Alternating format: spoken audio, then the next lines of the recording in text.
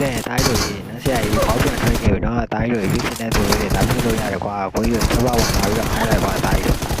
ကဲအခုတော့ကိုကြီးဒီလေးတွေကိုကြီးတင်းတင်းလေးကိုကြီးဘယ်လိုပြတ်မလဲဆိုတာတိုင်းလို့ဆက်လိုက်ကြည့်လိုက်တော့ကွာ